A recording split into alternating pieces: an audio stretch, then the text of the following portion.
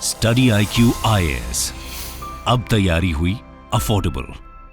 नमस्कार दोस्तों कल ईरान के अंदर दो भयानक ब्लास्ट हुए हैं। मैं भयानक इसलिए बोल रहा हूं क्योंकि जब से इस्लामिक रिपब्लिक ऑफ ईरान बना है, आप सबको पता होगा 1978 में जो ईरानियन रेवोल्यूशन हुआ था, उसके बाद से इस्लामिक रिपब्लिक ऑफ ईरान बना।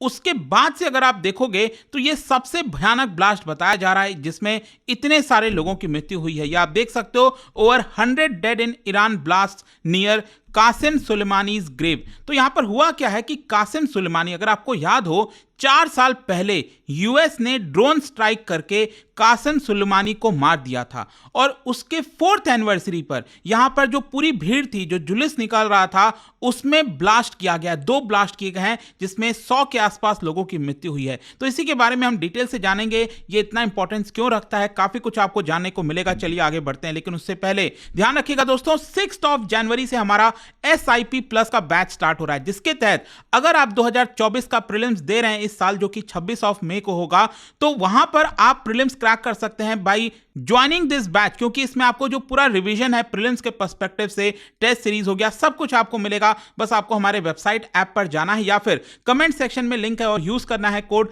अंकित लाइव। और इसके अलावा अगर आप यहां पर यूपीएससी का पूरी तैयारी करना चाहते हैं, जैसे प्रीलिम्स, मेंस, इंटरव्यू, सब कुछ, तो एक सिंगल बैच में आप हमारा फाउंडेशन बैच ले सकते हैं, जो कि 8 जनवरी से स्टार्ट हो रहा है। और इसके साथ साथ अगर आप MCQs अटेम्प्ट करना चाहते हैं तो मेरे इंस्टा पेज पर जाइए, वहां पर स्टोरीज में जितने भी MCQs हैं उसको आप अटेम्प्ट कर पाएंगे।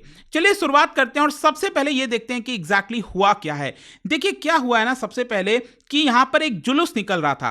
कासिम सुलेमानी, मैं थोड़ा सा आपको बैकग्राउंड दे देता हूं। कासिम सुलेमानी अगर आप देखोगे, ये जो पर्सन है, 4 साल पहले बगदाद में इनकी हत्या की गई थी। और बेसिकली यहां पर अमेरिका ने, क्योंकि 2020 के समय अगर आपको याद हो तो वहां पर क्या था कि डोनाल्ड ट्रंप प्रेसिडेंट थे और डोनाल्ड ट्रंप ने एक तरह से ऐलान कर दिया था साफ साफ कि कासिम सुलेमानी ये अमेरिका के सबसे बड़े टेररिस्ट हैं और दुनिया में जहां पर भी ये होंगे अमेरिका उनको मारने की कोशिश करेगा। तो उसकी वजह से बताया जाता है कि यहां पर ईरान के अंदर बहुत ज्यादा आक्रोश आ गया था और जब इनकी हत्या की गई थी कासिम सुलेमानी की, और ऐसा लग रहा था कि ईरान और यूएस में एक बहुत बड़ी जंग छिड़ सकती है, क्योंकि इनके जो सुप्रीम लीडर है ना, आपको पता होगा ईरान के अंदर एक सुप्रीम लीडर होते हैं। इनफैक्ट मैं आपको पिक्चर भी दिखा देता हूं, अयतुल्ला खमैनी। ठीक है, वैसे तो प्रेसिडेंट होते ही हैं ईरान के अंदर, लेकिन उसके अलावा उनसे भी ऊपर जो सबसे बड़े लीडर होते हैं अयतुल्ला खमैनी, जो कि सुप्रीम लीडर हैं, उनके जस्ट बाद यहां पर सबसे बड़े पर्सन बताए जाते थे कासिम सुलेमानी को,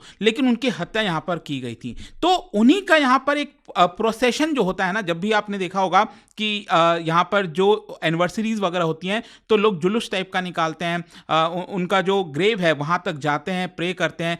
तो वो सब कुछ एक्चुअली चल रहा था। और ये कहां पर हुआ है?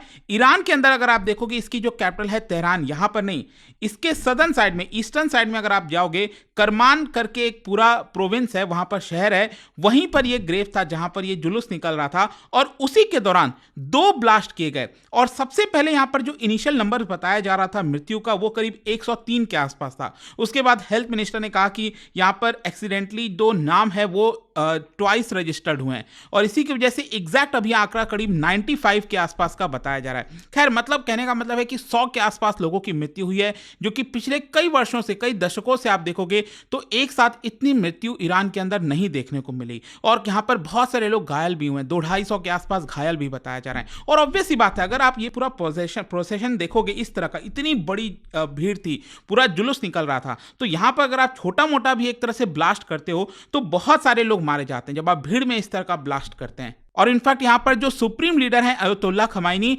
उन्होंने यह भी कहा है कि यह एक टेररिस्ट अटैक है जिसका हार्श रिस्पांस देगा। मतलब ईरान इसका डेफिनेटली रिस्पांस देने वाला है। एग्जैक्टली क्या करेगा अभी तक नहीं पता, लेकिन आप जैसा कि देख पाओगे यहां पर ये जो पूरा प्रोसेशन निकल रहा था, इसी के बीच यहां पर ब्लास्ट किया जाता है और ब्लास्ट के बाद आप देखते हैं यहां पर अफरा तफरी मच जाती है। किस तरह से, ये कुछ पिक्चर्स आप देख सकते हो, यहां पर लोग भागने लगे एक जगह से दूसरे जगह पे। लेकिन यहां पर एक इंटरेस्टिंग चीज क्या हुआ है मैं आपको बताता हूं।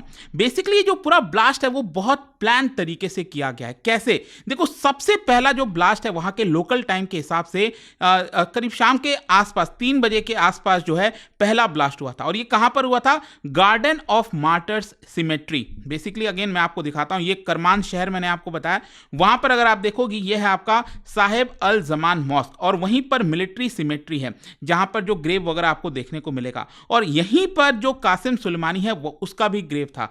तो यहां से आप देखिए जो पूरा जुलूस है, जो प्रोसेशन है, वो इस तरह से सीधे सीधे जा रहा था, वहां से राइट टर्न लेकर उसको ग्रेव तक, सिमेट्री तक जाना था। लेकिन क्या होता है कि करीब 3 बजे के आसपास कल जो है यहां पर पहला ब्लास्ट होता है। ठीक है, अब हुआ क्या कि पहला जो ब्लास्ट हुआ था उसमें कुछ लोग मरे, लेकिन बड़ी संख्या में लोग नहीं मरे थे, और ब्लास्ट होते ही अफरा तफरी मच गई, लोग वापस से इधर आने लग गए, साउथ की तरफ आने लग गए, ये जो आप देख रहे हो। और बताया जा रहा है कि जब लोग इधर पहुंचे तो वहां पर सेकंड ब्लास्ट हो गया, और ये वाला जो सेकंड ब्लास्ट था इसकी वजह से बहुत सारे लोगों की मृत्यु हुई। मतलब कई लोग जो बच गए थे यहां पर पहले वाले ब्लास्ट में, जब वो इस साइड पहुंचे तो सेकंड वाले ब्लास्ट के चपेट में आ गए, और इसकी वजह से बहुत ज्यादा नुकसान हुआ यहां पर। इनफैक्ट यहां पर जो करमान प्रोविंस के जो गवर्नर हैं उन्होंने यहां पर बताया कि जो दोनों ब्लास्ट हैं वो सिक्योरिटी चेक पॉइंट्स के बाहर हुआ था, और यहां पर जो अथॉरिटीज हैं वो श्योर हैं कि ये बॉम्ब्स की वजह से हुआ है, लेकिन क्या ये एक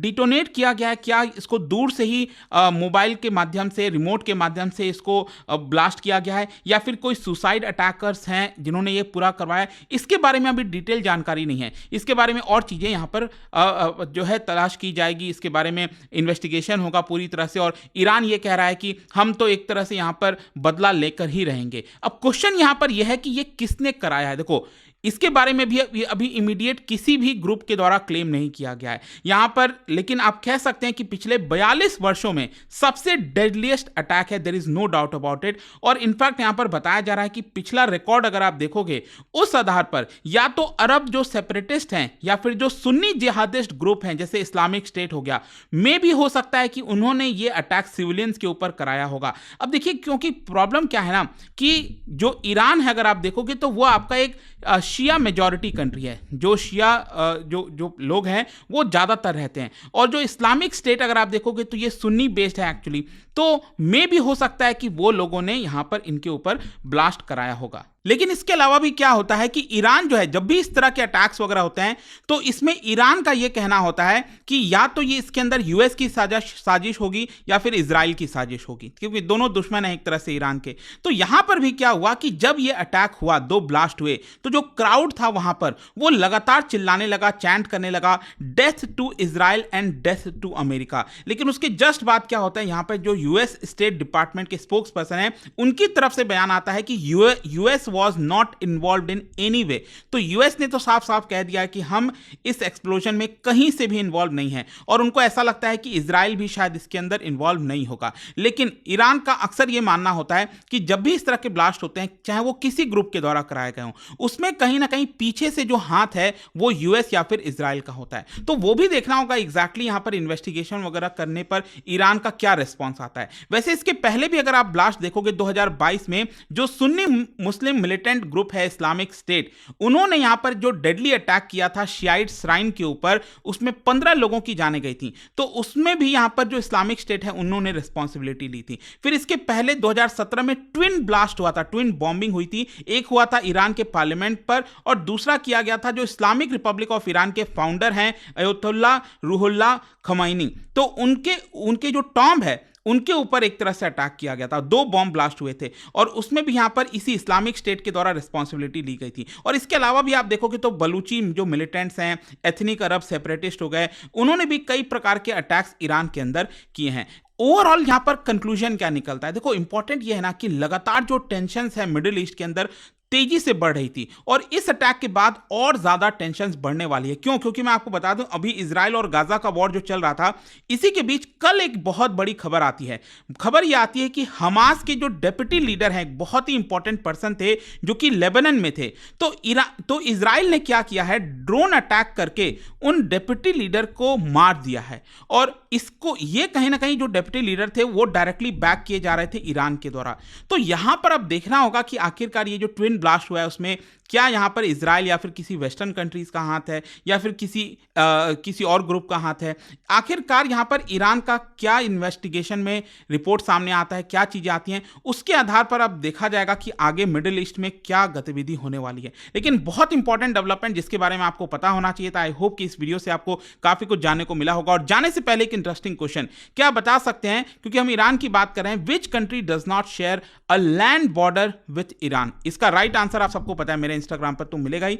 वहां पर अगर आप नहीं हो कोई बात नहीं, टेलीग्राम से ले सकते हैं इसका सही उत्तर। मैं कई सारे जो एमसीक्यूज हैं वो यहाँ पर स्टोरीज में डालता रहता हूं। बाकी अगर आपको पीडीएफ चाहिए तो टेलीग्राम पर आइए, अलग अलग सोशल मीडिया पर आप जुड़ पाओगे। और जैसा मैंने आपको बताया, अगर आप यूपीएससी की तैयारी कर रहे हैं, जैसे हमारा फाउंडेशन बैच हो गया SIP प्लस, जो कि 6 जनवरी से स्टार्ट हो रहा है, कुछ भी लेना हो just use this code Ankit live checkout के दौरान और आपको मैक्सिमम डिस्काउंट मिलेगा। आई होप की वीडियो आपको पसंद आया होगा। मिलता हूं आपसे next time. Till then, thank you very much, see you soon. Study IQ IAS, अब तैयारी हुई अफोर्डेबल।